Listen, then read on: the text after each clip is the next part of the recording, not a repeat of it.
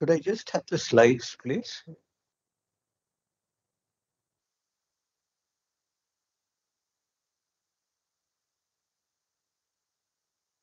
Good afternoon to all of you. And I must thank the Director General, Dr. Kalesh Shelby, for inviting me to this AMRIT lecture. When she wrote me a letter inviting me, she also mentioned that my predecessors in this series of lectures were Dr. Mashelkar, Dr. Shivram, and Dr. Ashok Junjunwala. Now, I immediately wrote back to her saying that all of them have something relevant to the AMRIT lecture series. I, on the other hand, am almost completely academic, and I may have little really to contribute, which is relevant to the area of innovation and interactions with industry. But for a long time, I have been around for a long time.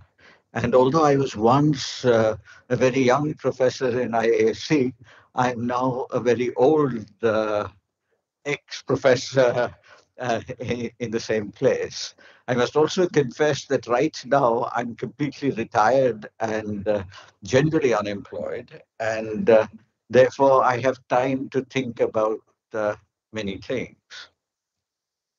I've been a basic scientist for almost my entire life, and today, when I look at all the funding agencies with which I have been associated for many years, the Department of Science and Technology, the Department of Biotechnology, all of them, everyone is talking about translational research. And Dr. Kalesh Selvi's letter also mentioned translational research. So I thought I would sort of provoke everybody here because I think many of you will be charged with the responsibility of overseeing translational research. And in the process of focusing on translational research, maybe basic scientific research has got drowned somewhere. Is this true or is this not? Or am I just raising a fear which is completely unfounded? I was also intrigued by the title Amrit lecture because my knowledge of Hindi, I thought Amrit meant nectar, honey, the elixir of life, and so on. But then I related it to Amrit Kal, which is now a very popular phrase. The Prime Minister having introduced it and the Finance Minister, I haven't counted how many times she said it in the budget, but she said it many, many times. Now, what CSIR has done is has translated AMRIT into an acronym. And in the acronym, I found one word which I have now highlighted, and that's the word innovations. And I'm going to talk a little bit about the word innovation. Effectively, I think the purpose of this lecture series, I have broadened it in the subtitle. It's reimagining science in India in Amrit Kaal. That would be my more general thing, so that basic research is not completely eliminated in the process. Now, I must also tell you a little story, and this story goes back to 1994. And in 1994, I let you in something that's not very much of a secret. I was already 45 years old. 45 is actually the age at which middle age is slowly crept up on you and old age is beckoning. And at this time, a young man, he was young then, who I pictured here, Dr. Ravi Kumar, an alumnus of our biochemistry department. He'd obtained a MBBS degree from JIPMER in Pondicherry and then arrived at the biochemistry department to do a PhD in biochemistry, obtained his PhD, and then went to work in an industry in Bangalore. He very quickly got disheartened and then decided that he would set up something on his own, and he didn't want a boss, so he decided he would become his own boss. And at that time, HIV was an epidemic. HIV was not a pandemic, it was only an epidemic. And everybody needed to test all the blood. And so we needed detection kits for HIV. And all the HIV kits were imported at that time. So Ravi Kumar decided he would make India's HIV kit. And he decided that it would be an ELISA based diagnostic with peptides. And since my laboratory had been working on peptides for a long time, and he'd been one of my students in one of the courses that I used to conduct, he came to me and said, "Can I come and work in your lab?" I said, "Sure, you can come." And so his company really began making. His company consisted of one of my students, him and me, and there was no company. And we began to make these peptides. And he said I would somehow make a kit out of this and get it tested in Vellore at the Christian Medical College and at the St. John's Medical College in Bangalore. And he started off. We got a little bit of funding from what was then the Planning Commission, which has now sort of metamorphosed into the NITI Aayog. And they had something called a technology development mission. And the first kit was released by the then Prime Minister Sri Devagowda in the Indian Institute of Science uh, in 1996. This is my only brush with what I would call, I have done other things, but I won't talk about them. This is my only brush with what I would say is useful research. The rest of the research that I've done for much of my career is what one might call useless research. But, I wouldn't call it useless as one word. I would say use and then less afterwards with a space. So we might find a use for it sometime in the future. Uh, Kavi Kumar looked somewhat younger in those days, but I wasn't able to find another photograph. But I realized when I was preparing for this AMRIT lecture that unknown to me in 1994, I hadn't heard the word startup, I hadn't heard the word entrepreneur, I hadn't heard the word innovation, and I hadn't heard the word venture capital. So these four words were not in my vocabulary at that time, and I don't believe they were in anybody's vocabulary. I remember 1994 very well because that was the first year that the Indian Pharmaceutical Congress was held in the auditorium of the Indian Institute of Science. And most of you here are too young to know all this, but Manmohan Singh's famous speech as finance minister was in 1991. And liberalization had not yet entered the realm of academia and research. That took many, many more years. And we did not know that Mr. Narayan Murthy was an entrepreneur at that time. We thought of him as a businessman. And so these words have all come later. And so that's what we are really going to talk about. And of course, sometimes what happens is I did learn this when Ravi Kumar was making the HIV kit in 1994, because one had to deal with many people. You had to deal with people who gave you money from the banks. Uh, you see, there was no encouragement for startups then. We didn't know that we were a startup. I didn't know that I was an incubator, but I was. And we met many people, the drugs controller of India, inspections by the drugs controller. There were a lot of bureaucratic hurdles which had to be overcome. And I then learned one thing about the bureaucracy sometimes is, and this cartoon, of course, summarizes it very well, that very often people are now trying to interfere in things that they do not understand. Now, of course, if you do not understand something, you should ask somebody to explain it to you. And then hopefully, with a couple of iterations, you will begin to understand it. Now, before that, let me tell you, since I have been a scientist, I'm often asked, you're the Council of Scientific and Industrial Research. Now, one might ask, what is science? This is a question very difficult to answer sometimes. We ask, what is science? Uh, I've always gotten around this because this kind of question is asked only in school and so on. When you address children trying to enthuse them about science, they'll ask you, what is science? Then you will immediately reply, science is the study of nature. And the next question, which will pop up immediately from a child, is what is nature? They're actually trying to capture you. So I've never been able to understand and explain what nature is very well. And reading the literature, I came across the very first issue of the scientific journal Nature. It's a very important science journal. And volume one, number one, 1869, Thomas Huxley, the famous biologist, was asked to write the editorial introducing this new scientific journal. Huxley did not write the editorial. What Huxley did was he translated from the German an essay written by the German poet von Goethe in the 18th century. And what Goethe said was this. He said, nature, we are surrounded and embraced by her, powerless to separate ourselves from her and powerless to penetrate beyond her.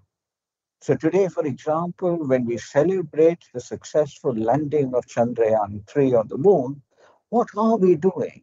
We're actually celebrating our exploration of nature. The moon is also a part of nature, so is the solar system, so is the entire universe.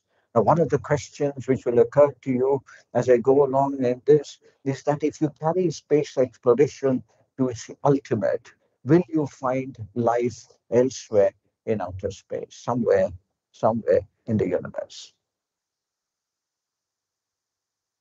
I want to show you also a slide which you must think about because it allows you to put science in context.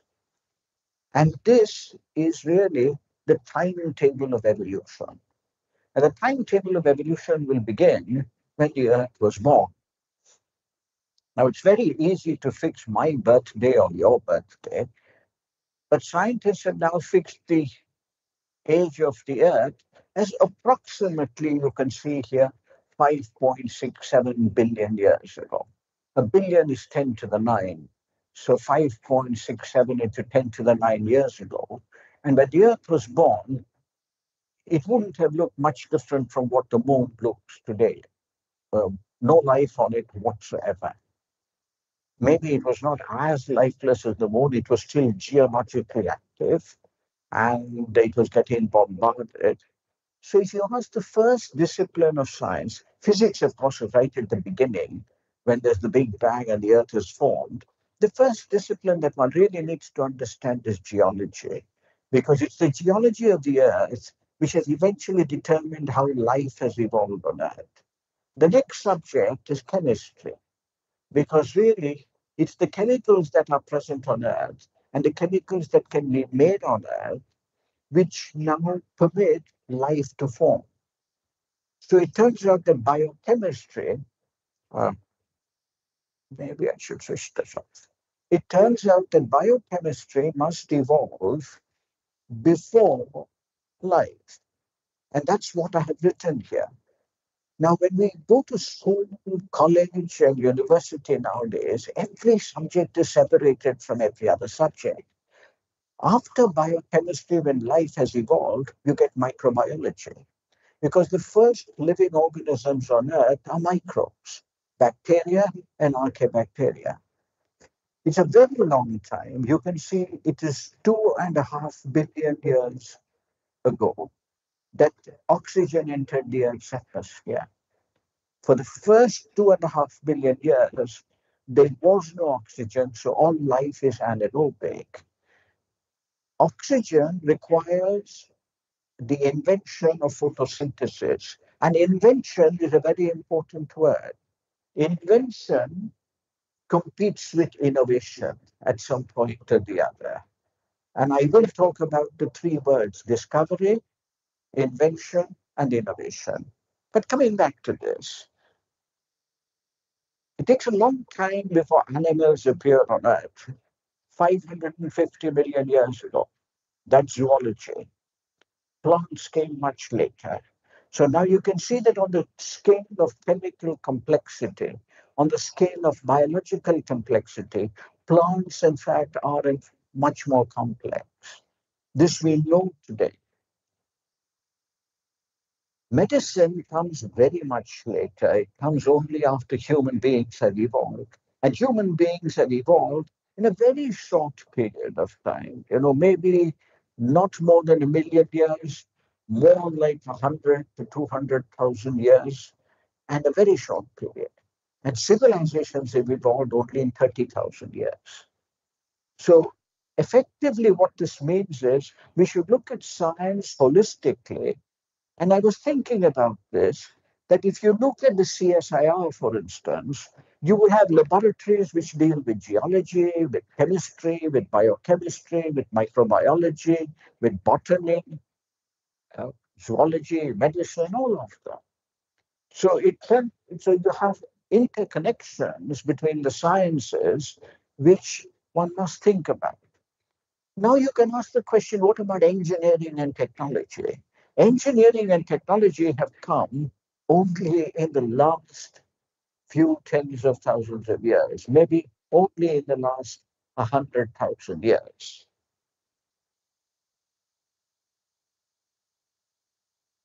I draw your attention to this book because it's one of my favorites. It's based on a BBC series in the 1970s, narrated by Jacob Bronowski, a theoretical physicist. It's called The Ascent of Man. And what Bronowski says here is this, that among the multitude of animals which scamper, fly, burrow, and swim around us, man is the only one who is not locked into his environment. His imagination, his reason, his emotional subtlety and toughness make it possible for him not to accept the environment, but to change it. And that series of inventions by which man from age to age has remade his environment is a different kind of evolution, not biological, but cultural evolution. I call that brilliant sequence of cultural peaks the ascent of man. Today, of course, the word culture means something in India. It always does not mean the right thing. When we talk about culture, it will turn out that cultural evolution has always been shaped by scientific and technological innovation at every stage. And we will see that in a moment. The first thing you must remember, because you have scientific laboratories and engineering laboratories, that science and engineering are two sides of the same coin. So I make no distinctions between fundamental science and applied science, useful technology, basic science, and translational science. I think they're all the same thing. We're all trying to understand something, and then once we've understood something, we're trying to make it useful. The two cartoons here say it all. There you have Pythagoras trying to understand, one of Pythagoras' predecessors trying to understand what happens when you have a right angle triangle. And then, of course, you have another man making the wheel. One of them we would call a mathematician, the other one we would call an engineer. And of course, which of these is more important is left to your imagination or to your prejudice. And then, of course, fire, when it was invented, this cartoon says it all. Uh, the inventor of fire telling his wife, presumably, that it has a heap of applications. But coming back to nature, there's one thing that you must understand about nature. There's nothing as sustainable as nature. Nature's chemistry and nature's biochemistry is extraordinarily sustainable. So in a couple of weeks' time, you will find that all the leaders in the world have assembled in Delhi. You will all have a holiday. Uh, they would have, in the process of coming to Delhi, they would have added substantial amounts of carbon dioxide to the atmosphere. And they will all discuss climate change and how to mitigate it. And at the end of it, what will happen is that no mitigation strategy will be put into effect by any country because they have other considerations, geopolitical considerations, and so on.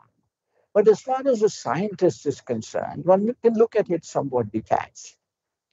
What about carbon dioxide? Atmospheric carbon dioxide is what the plants use and use the wonderful process of photosynthesis where they draw energy from the sun. And you can see the energy from the sun. There's oxygen now going to water. Uh, this water going to oxygen. I'm sorry. There's water going to oxygen on the right, and this is done by the chloroplasts in the plant. On the other hand, we animals breathe in the oxygen and put out carbon dioxide, which is then, and this is the global carbon cycle. If we had plants and animals doing nothing else, if they were not inventing, innovating, and producing new technologies, then of course we would have no problem because nothing would be happening and nature would be at its pristine in all its pristine beauty. That unfortunately is not the case.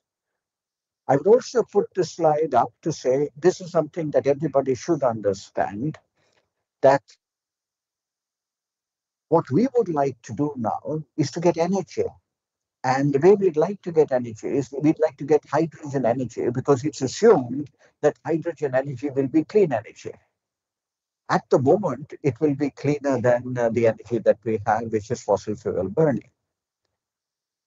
But hydrogen energy, if you wanted to get one place to get hydrogen, of course, and this is because Dr. Khalif Selvi is here, is by the electrolysis of water. So if we do it by the electrolysis of water, we'll get hydrogen and oxygen. And so we'll be very happy we got the hydrogen. So we're actually getting the energy out of water. But look at how nature does it.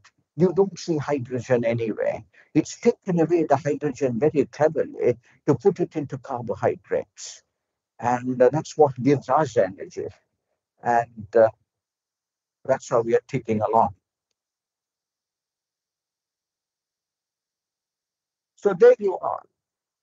In a high school class, if you see the material balance summaries of photosynthesis and respiration, hydrogen will be missing altogether in the material balance because hydrogen has been cleverly disguised. And so we need to understand how this is done. On the other hand, of course, we are going to have 20,000 crores on the National Green Hydrogen Mission. And I would draw your attention to the fact green. Nothing eventually will be really green. And this is something that we need to actually understand. It may be green on our timescales. It will not be green on the timescales of very long periods of time, future generations, and so on. And I wanted to show you the periodic table only for one reason.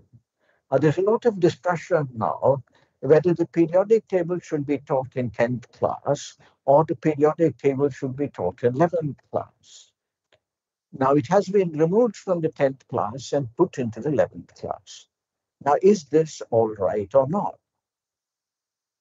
The only reason this is important is that the vast majority of school students leave science after 10th class. It's only a small fraction of such students who continue with science in class 11 and 12. So the general population, the question that you ask is how much science should they know? And is knowing something about the periodic table somewhere in the back of your head going to be useful?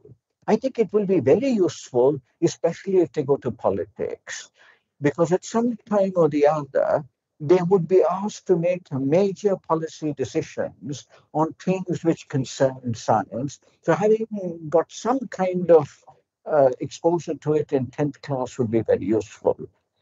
I actually saw a very strong justification written by the NCRT director and his colleagues as to why it should be taught in 11th class, published in the Times of India.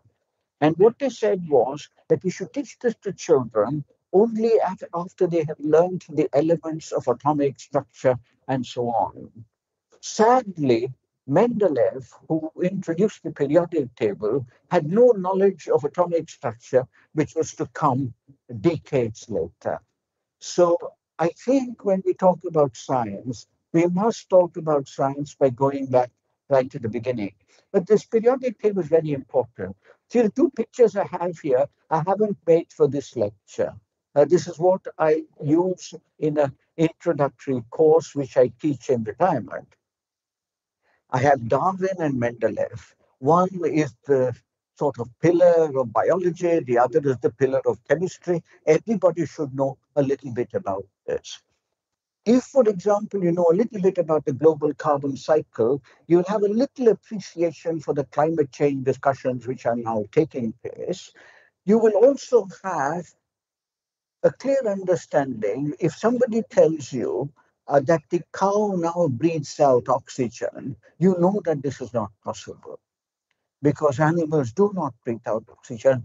The metabolic processes by which animals survive are all common across all animals. And this is what science really is. But the periodic table is also very interesting. For life, carbon is the most important element. And right below carbon, you'll find silicon. Now, silicon can't be used by living organisms, but sure enough, silicon's the key element in the digital and electronic age. So it's actually these two elements of Mendeleev's periodic table which are very important. And nowadays, I know that most people don't read newspapers, but some of the older people might still read newspapers. If you read to this morning's Times of India, you will find that there's a long article on an International Atomic Energy Agency report on the shortage of elements which are going to come, and it's going to be the greatest geopolitical problem in the years to come. Because all the elements of technology are now rare, even lithium. And the result is that you need to mine them. Remember, and this will be on my next slide, if there are elements with technology which are rare, we need to get it from the earth. If it's not there below your earth, we have to go to some other country to get it from their earth. And this now is going to be a real problem. If most of the elements are buried under China, then of course you can see that the problem will become more complicated in the future. Periodic table is important to understand. But even more important to understand is where do these elements come from?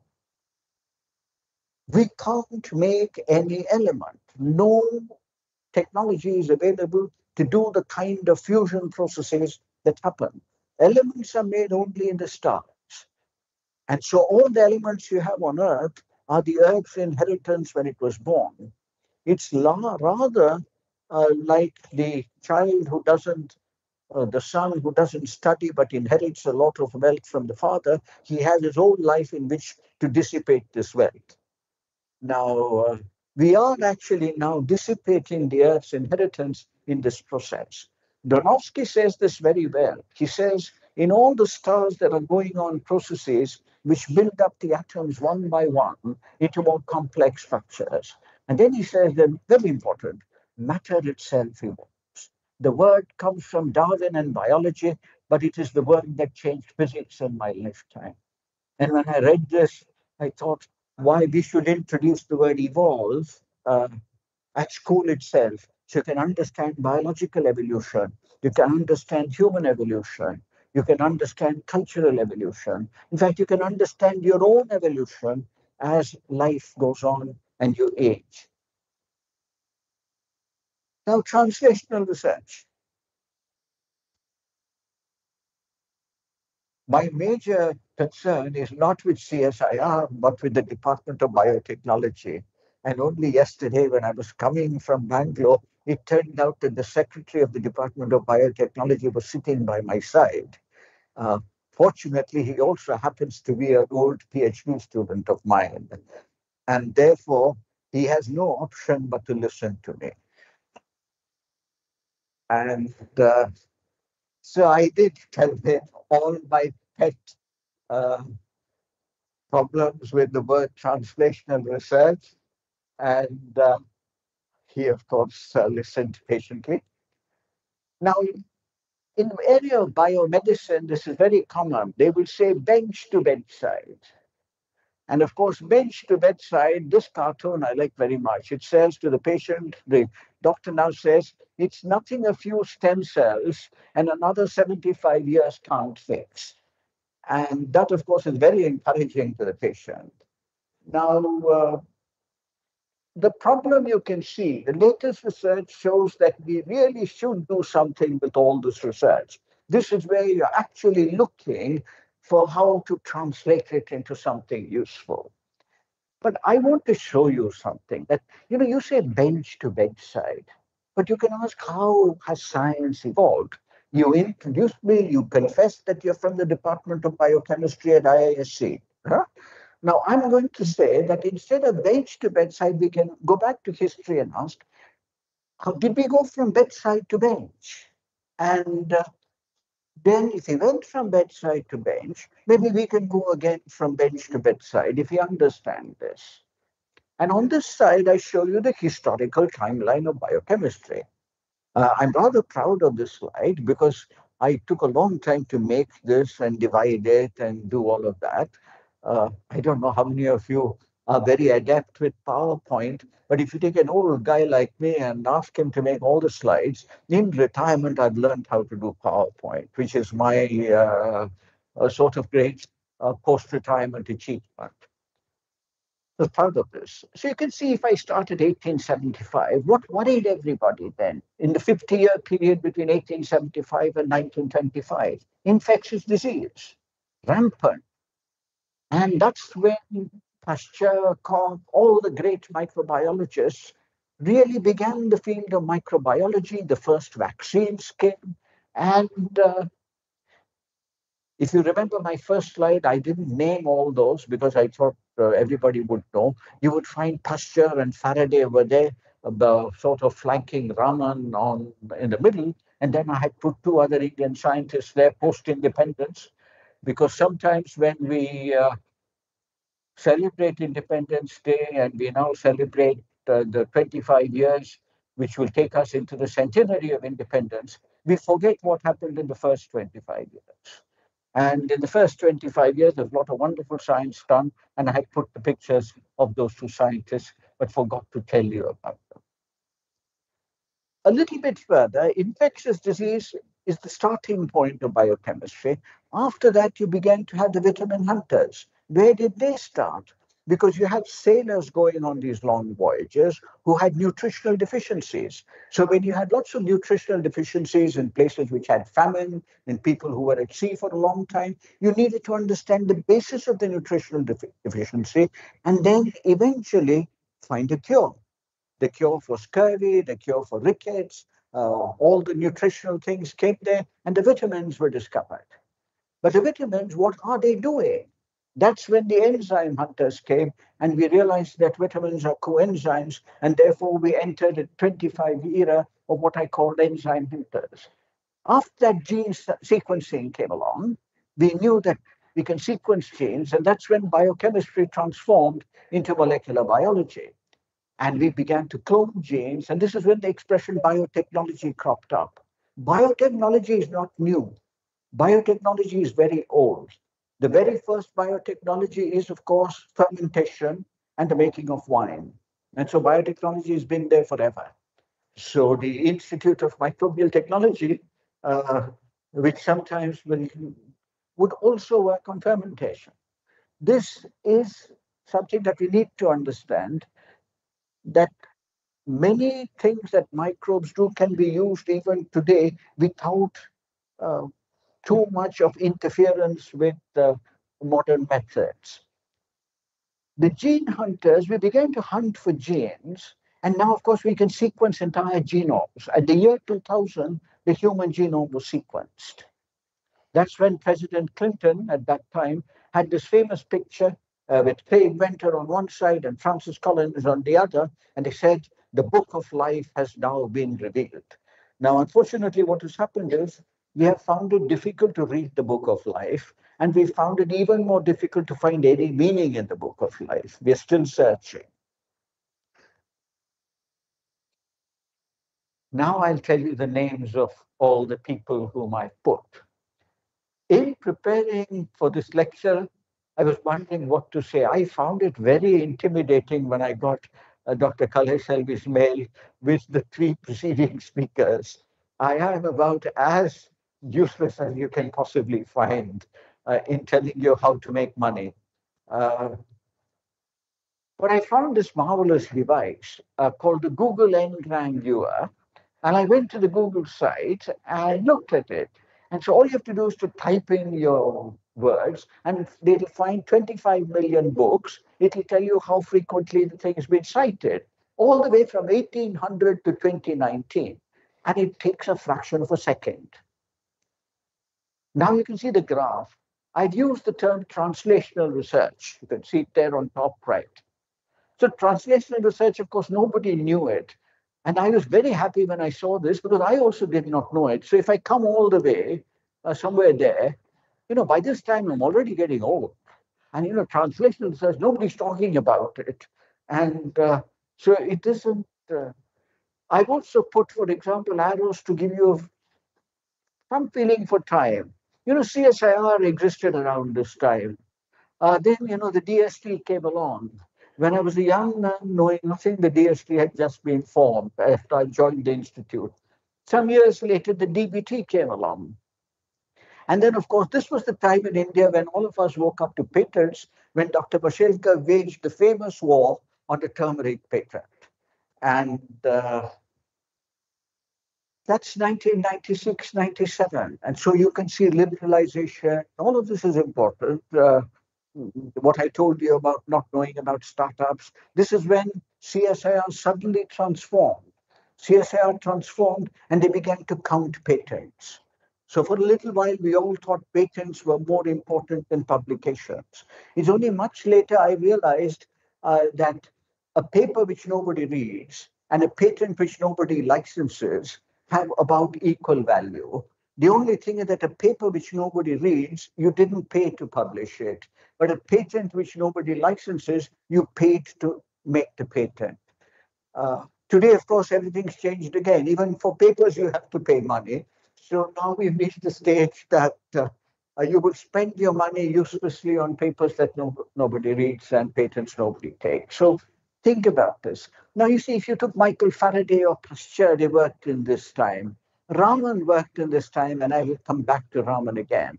Around this time were the two post-independent scientific discoveries which were made, G.N. Ramachandran, who did all the work on protein structures. I've chosen these two because these are the only two scientists, G.N. Ramachandran and Shambhunath Dey, who have actually been nominated for the Nobel Prize, and there is documentary evidence. Therefore, I have put the pictures there. Now, Shambhunath Dey, of course, worked at the Neel Ratan Sarkar Medical College and G.N. Ramachandran at Madras University. And the collagen structure which he did, for example, is because of CLRI being next door and Dr. Naidama giving him a rat tail tendon from which he could do fiber diffraction. So now you can see that much of science has progressed before we heard about translational research.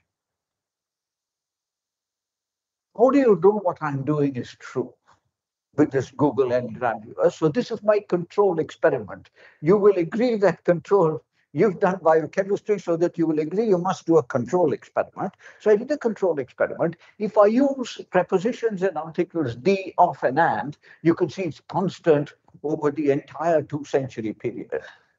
I also put in two words which are important in the context of science. One is capitalism and the other is communism. And I found this rather interesting thing that you can see communism sort of peaks now, and after the fall of the Soviet Union, one has sort of stopped talking about, you don't really know whether Mr. Putin is a communist or not. You don't know what he is. Everything's come down, but you can see capitalism is still thriving. I hope that I live long enough to actually make this slide extend to see whether this also now comes down. Marx's Communist Manifesto appeared in 1848, and you can see nothing much was written about it for a very long time until after the Bolshevik Revolution in Russia and the Chinese Communist Revolution later on in the 1940s. So three words, very important for translational research: discovery, invention, and innovation. If I were asked to explain to a school audience what's discovery, Fleming, not knowing what he's doing, accidentally finds a substance which is antibacterial, an antibiotic, and then actually Fleming didn't discover penicillin. It's actually Chain and Florey who eventually did all the work to find out what penicillin was and scale up penicillin. But Fleming actually made the initial observation. Invention would be Edison, for example, who actually gave us the light bulb. You might ask, what is relativity? Relativity, one might look at it as an invention of the human mind. The human mind invents many things, and it invents everything with which we explain the world around us. Many of you may have seen a book called Sapiens, written by the Israeli historian Yuval Harari. Now, Harari is a historian, but his understanding of biology is better than that of most biologists. And so he explains the evolution of human beings very, very nicely. But Sapiens is a difficult book to read, big, uh, and takes time. So I was struck a few months ago, 3, 4 months ago, when at the airport I saw that Harari and an illustrator had now converted Sapiens into a children's book. So I was going to buy this book for a child, so I bought the book. Then after I began to read it a little bit, I decided that it wasn't useful for the child. I'd better keep it myself. So I kept the book, and the book asks a very simple question. And the question is this: how did human beings take over the earth? Human beings are also animals. No other animal has taken over the earth in the course of evolution. Only human beings have taken over the earth. What has permitted human beings to take over the earth? Now, if you were now going to say, if you were now going to go and argue in front of the Prime Minister for 10 times more money for the science departments, you may say that it is science and technology which has permitted human beings to take over the earth. But that's not what Harari says. What Harari says is that what has permitted human beings to take over the earth is the ability of human beings to tell stories. And this is true because the formation of societies and weak animals have to gather together to compete with stronger animals. So if you're going to compete with lions, tigers, and elephants, we now need considerably larger numbers. And the only way to get larger numbers is for the brain to evolve to the stage where it's able to tell stories. Those stories are the basis of most human mythologies and human religions today. And this is something that one needs to understand because mythology, religion, all of it are creations of the human brain. Similarly, our understanding of all the things around us is also a creation of the human brain. And so you don't know where to place it here. Is it a discovery or is it an invention? So it may be an invention of the mind. Innovation, which is the more popular word today, is something simpler. The department store is an innovation. And if you're as old as I am, when the first department store appeared in the neighborhood where I was living in Bangalore, it was truly revolutionary. And you could actually walk between the shelves and buy something that you never went in to buy.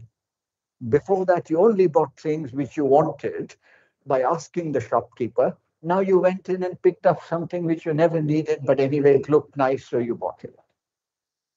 That was certainly a business innovation which has made a very large amount of money. The later innovations was when e-commerce came along and Jeff Bezos decided that he would set up Amazon, and then, you buy more things. Now let's go back to the Google M Prime viewer and look at the words. Now you can see something very interesting. Discovery sort of okay, sort of still straight. steady. Invention is sort of falling and innovation is rising. So people discussing innovations now taken over our language. So we need to have a precise idea of what innovation really is. When I found this tool, I thought, this is justifying my ignorance. Now I was sort of happy. The 1980 and all, nobody knew about startup venture capital, so you can't really blame me for knowing anything about this. Now you can see that slowly things are rising. Don't worry about this down. This is because it's towards the end.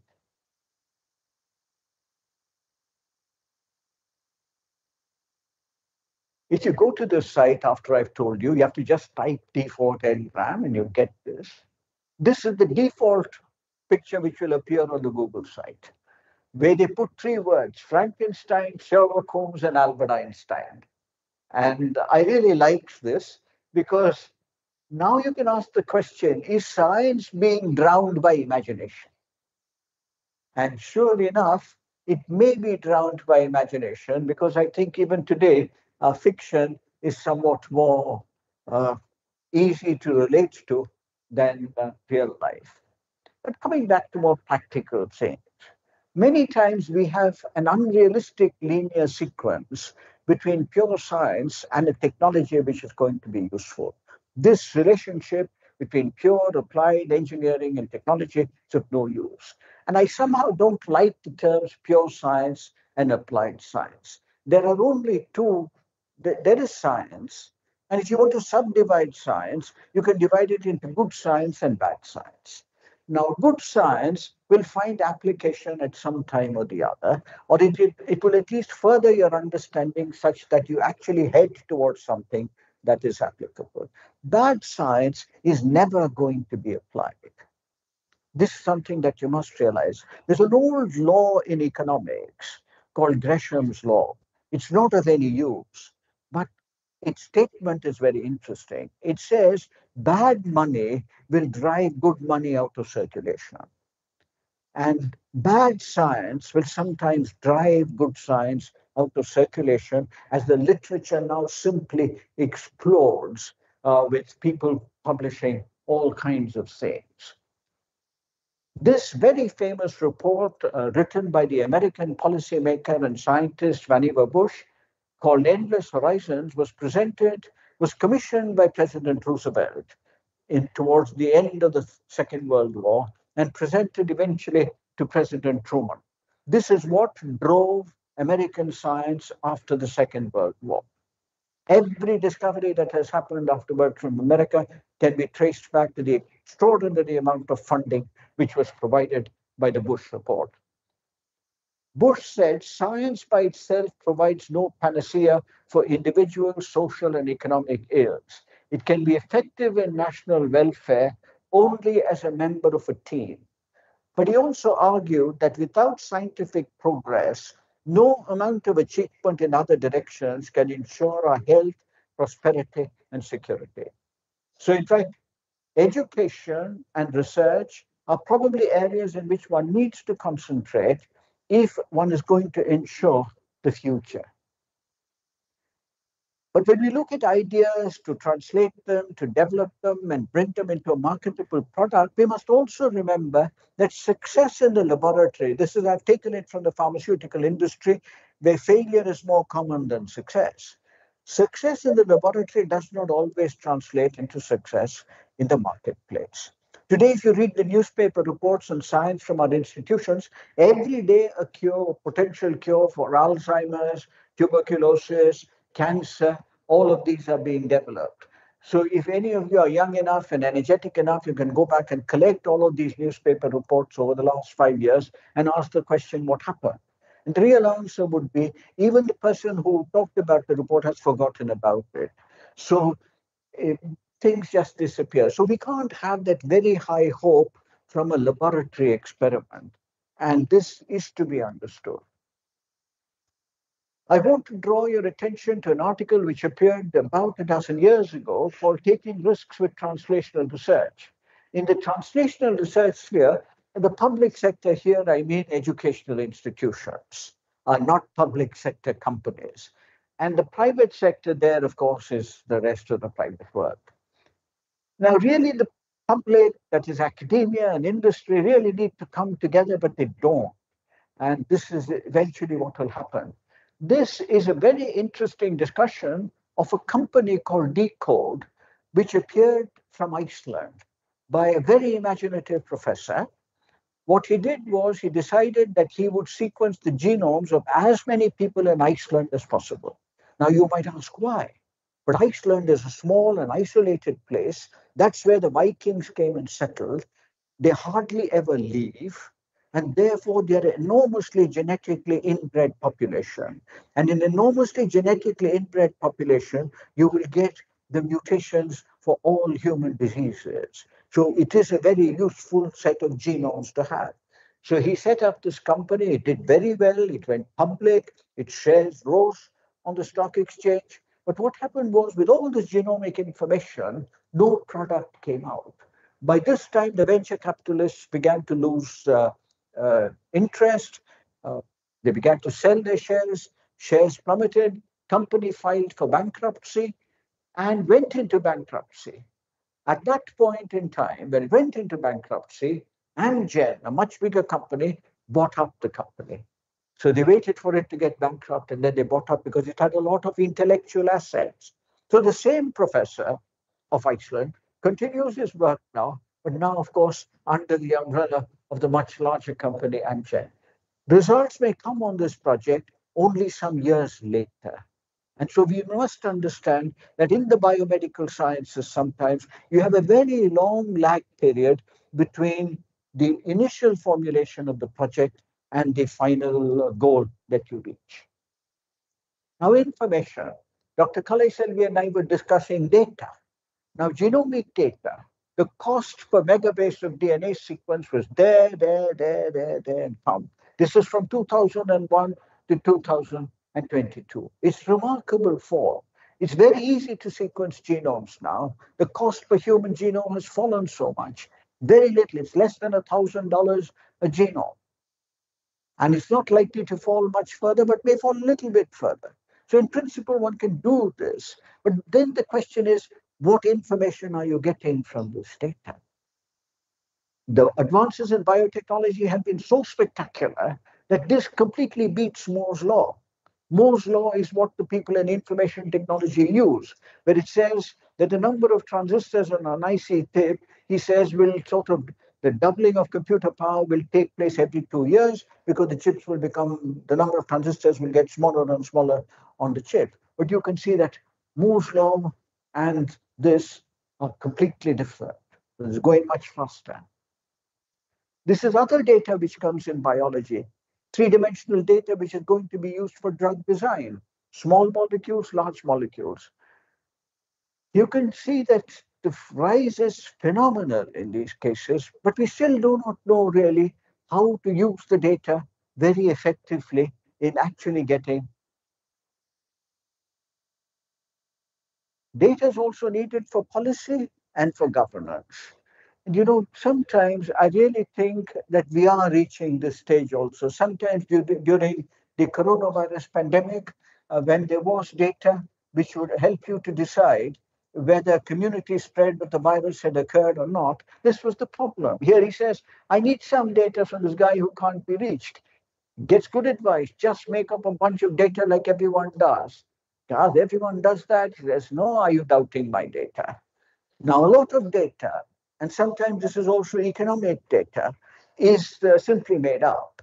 And this is why it will change from time to time.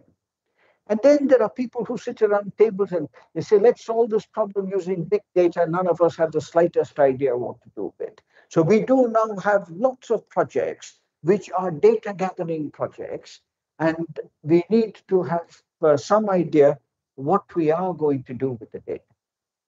But since I've talked generally about science, there were a lot of reflections on science at the end of the 20th century.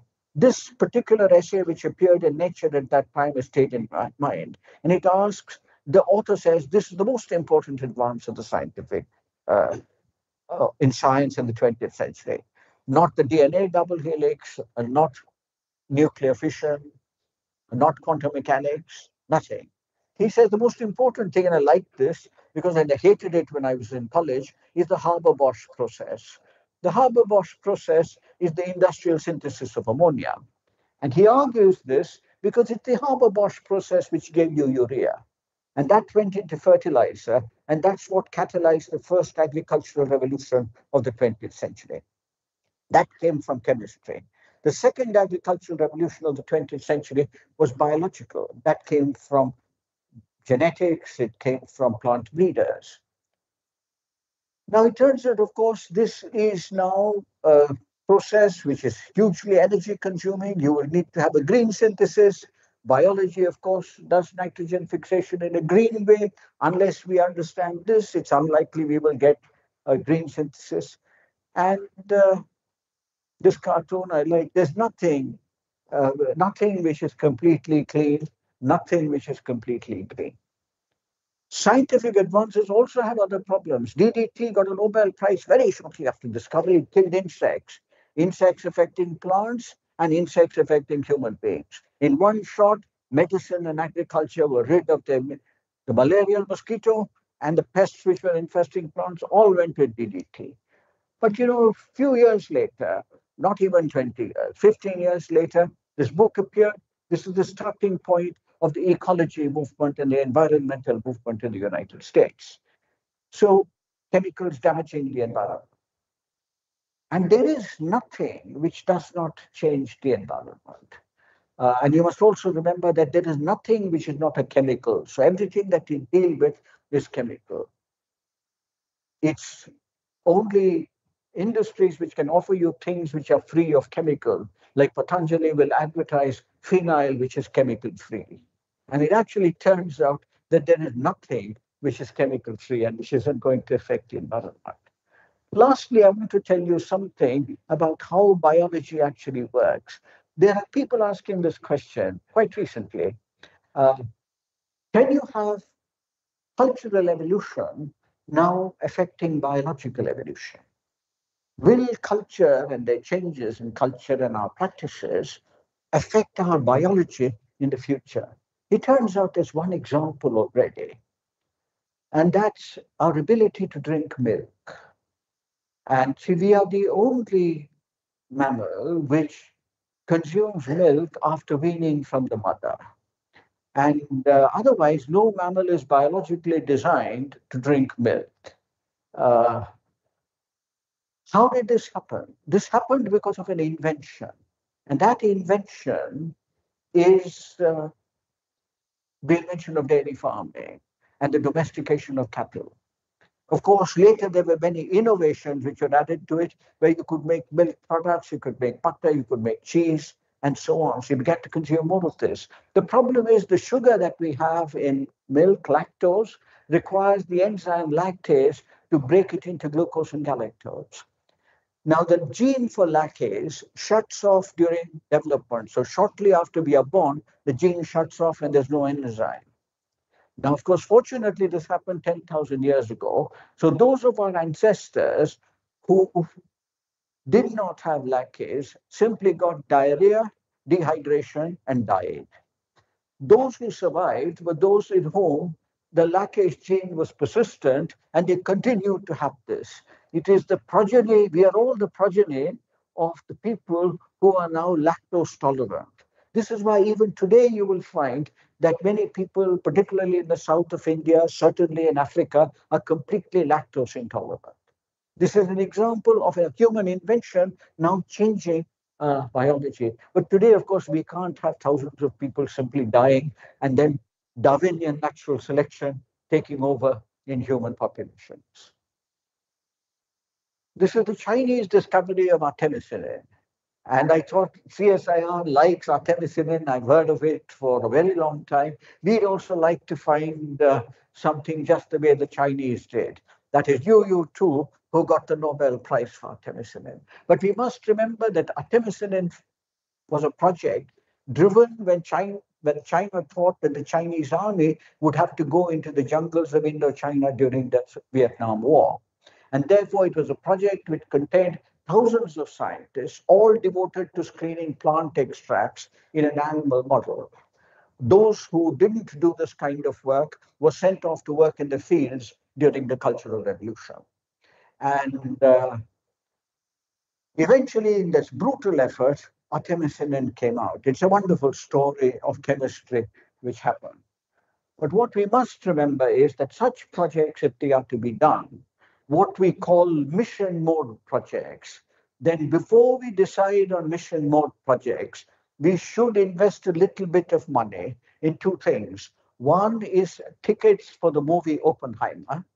And this morning I went to Khan Market and found the bookshop has the Oppenheimer biography, the definitive biography of Oppenheimer, which has appeared. And so that's now available in paperback. So everybody should be presented with one and asked to read it. Now, of course, if you ask, how did the Manhattan Project actually reach its final conclusion, it required two people. One was Oppenheimer, of course, who understood all the brilliant physicists who were working on the project. And it's not very easy to deal with brilliant physicists. You have to be a brilliant physicist yourself in order to deal with other. Theoretical physicists are the more difficult people. And or the only people who are more difficult are mathematicians. So you need to have all the skills of understanding them. But in addition, after you've understood them, you have to manage this big project. You need the other man. That is General Groves, who was the project manager for this. So unless you have missions which now have scientific managers and project managers who work in complete collaboration and cooperation, this will not happen. So if you haven't read the book or seen the movie, then I think this would be a good advertisement, because you will learn all about project management from this. Question: can basic science reach to useful technology? And then, can new technologies emerge in an environment that does not support science? These are questions that one must ask. Raman died without knowing that all these things could be done with the Raman effect. This was because it required the invention of the laser in the 1960s, which after that we got intense light sources, and then the Raman effect became much more powerful. Today, even an airport scanner can use the Raman effect to detect chemicals. Two discoveries: X-rays by Roentgen working on cathode rays, and the other by Paul Lauterbur 7 decades later, where he was trying to image two cubes of water, one inside the other, using inhomogeneous magnetic fields and the magnetic resonance of the protons in water. And when he did this, he created that image. At that time, he gave the name zygmatogram for it, which makes little sense to anybody. Today, of course, that is the basis of magnetic resonance imaging, or MRI. And this is what he got the Nobel Prize for. Lastly, when we think about basic science and technological innovation, this book is something that one might actually look at. This was written a long time ago, 25 years ago, by Donald Stokes. He died before the book was published. He was a professor of political science in America, and he introduced the concept of what he called the Pasteur quadrant. In his book, it is simply a square divided into 4 quadrants. And he called the top left quadrant as the Pasteur quadrant, and he called the Bohr quadrant and Edison quadrant. And he just written their names in. I've simply taken this and colored it up with Google Images so to make it look nice. And there you have Bohr, you have Edison, you have Pasteur. But the axis now I have marked as use-inspired research and fundamental research. Now you can ask the question in this: is this Bohr's fundamental research useful? Anybody will say it is useful. And if you go to Oppenheimer, you will see Bohr involved in the discussions, because without Bohr's original model of the atom, the rest of atomic structure theory, the ideas of how atomic fission and so on, would really not have evolved so quickly. Edison, on the other hand, could have discovered the electron instead of J.J. Thomson. But he was very much interested in doing, and he was an inventor really, so he got the light bulb. In a way, Edison illuminated our lives. Instead of discovering the electron, left that to J.J. Thomson. This is an example where you have a very purposeful invention. Both of them are absolutely critical. Pasteur, of course, did both. Pasteur did the fundamental work on organic stereochemistry when he resolved the tartaric acids, but Pasteur also gave us the founding father of microbiology, gave us vaccines and our understanding of infectious disease. He also gave us, of course, the procedure which is used for now sort of sterilizing milk, which is after his name. Now, in India, where are we? I would label average academic industrial R&D somewhere over here. And then, of course, we need to ask, how do we move? Now, you can see that in this kind of space, you can move in any direction. It does not matter. Everybody should move in the direction for which they are best suited. Academics should move towards academic space. Other people should move in other directions. And even individuals. So suppose, for example, I would do this for the education sector. This is academic space, teaching along one axis and research along the other. You must have this. A major university must be teaching and a major university must be doing the best research. We might still be somewhere here, but there are pathways for directed evolution. Directed evolution is a term which comes from current biotechnology work, which tries to make bacteria produce useful chemicals by directed evolution. Lastly, I must end with some things which have been said in the past. And it also turns out that some things which have been said in the past are still very relevant today, however much we may not like it. Now, Mahendralal Sarkar, who actually set up India's first scientific research institution, the Indian Association for the Cultivation of Science in Calcutta in 1876, he said this at that time, been put again in this book, which appeared in 1900. He said, the world's chief and greatest discoveries have been made by those who have had or have to teach. Educational institutions still furnish the best laboratories for research. Pure research institutions have only recently come into existence. So in a way, Mahendralal Sarkar, what he said is something that we should think about. It is modified by a century of experience. But even with a century of experience, we must still be thinking about this. And the national laboratories, for example, have the problem that you do research and you do technology development. And then, of course, the ideal institution would be one which does lots of research and lots of technology. How do you actually go towards this? One must evolve. Sometimes diagrams like this are useful to focus your thinking on what you want to do. Remember also that the two dominant technologies of our time, information technology and biotechnology, both have their roots in fundamental science.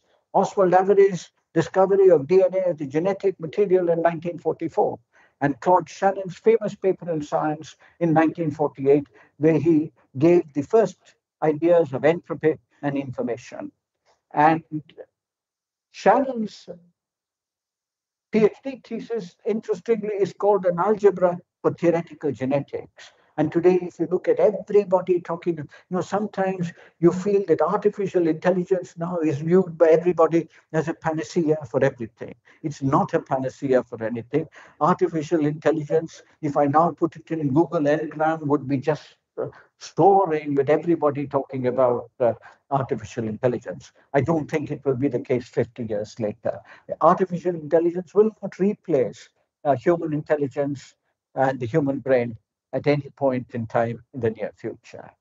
Lastly, because I have come for the AMRIT lecture, and then you are to really have an idea, I can't do better than quoting our former Prime Minister, Sri Atal Bihari Vajpayee, who quoted in turn Jawaharlal Nehru. What he said was, we must take science to the people. All of us are fond of quoting Pandit Nehru's famous words, paying a tribute to your community, namely that scientists are a minority in league with the future. This is true. But let us also remember that a bright future can be realized only when science is in league with the majority of our society. So this is the kind of thing that we really need to do. I agree that you cannot do science completely in a vacuum, isolated from everything that surrounds you. But even if one wants to do something very useful, one wants to make changes, You need to do this after having clearly formulated the problem, thought about the pros and cons of the solutions that you are identifying, and then working very hard to achieve your goal. Thank you very much for having invited me. Last of all, I must say one thing. I had two pictures up on the last slide. They are of the two institutions which I must acknowledge, which have put up with me for my entire life practically. The Indian Institute of Science, where I worked till my retirement, and the National Center for Biological Sciences, which has given me a home after retirement. Thank you.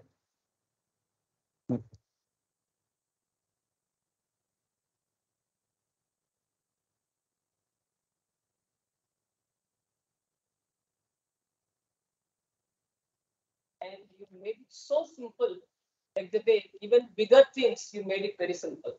When we were talking, actually, he made me to one more time realize that it's very easy to complicate things, and it is very difficult to simplify things. You simplified things. Thank you very much. You made us to understand the difference between invention, discovery, and innovation. So whenever hereafter I talk about innovation, only the shopping malls come to my mind. And also you made us to understand one more very important point about periodic table. So far, normally we used to say the next war is going to be for water. But you made us to understand next war is going to be made on even for metals and materials. And periodic table, I fully agree with you. Because during our PG time, our one of the teachers, professors, he made everyone to stand up and say the periodic table without looking. Actually, he gave us 1 week time and then he said, without doing that, he will never allow you to attend his class. So this is how we also by hearted. I will just recall titanium, scandium, vanadium. So that kind of teachers, because of those teachers, we really understood what is the importance of periodic table and chemistry. And finally, you made us to understand the importance of carbon and silicon. And towards the end, many things. I think you told half. You made us to understand the remaining half. Thank you very much, Prof. Right. Thank you. We should take 1 or 2 quick questions. Sure.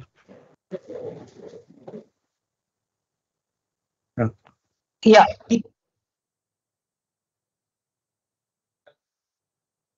Sir, you have talked about basic science. You know that we are a fund, we are also a funding agency like DVT and others. Yeah. How do we monitor basic research? If we support a project in basic science, how do we monitor? Should we leave it to researcher? Should we leave? How? How we go? Yeah, actually, it's very difficult to find what I would call good monitors. Like in the class monitor will monitor all the students. You need monitors. Sometimes in basic science, even when people are working very well, there may be no major progress. But there must be an assessment of whether people are working very well. See, one of the problems with demanding translation is that I find that in a number of projects, people are claiming things which are not correct.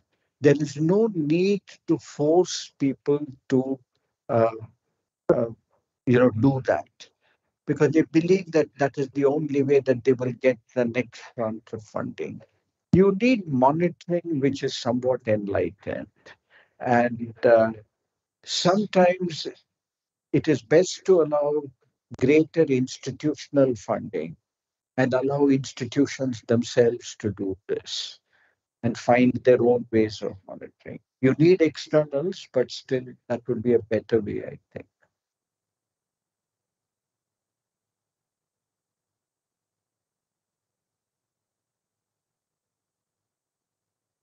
Any other question or remarks? Thank you. Thank you, Professor Balram, for this fascinating lecture. I think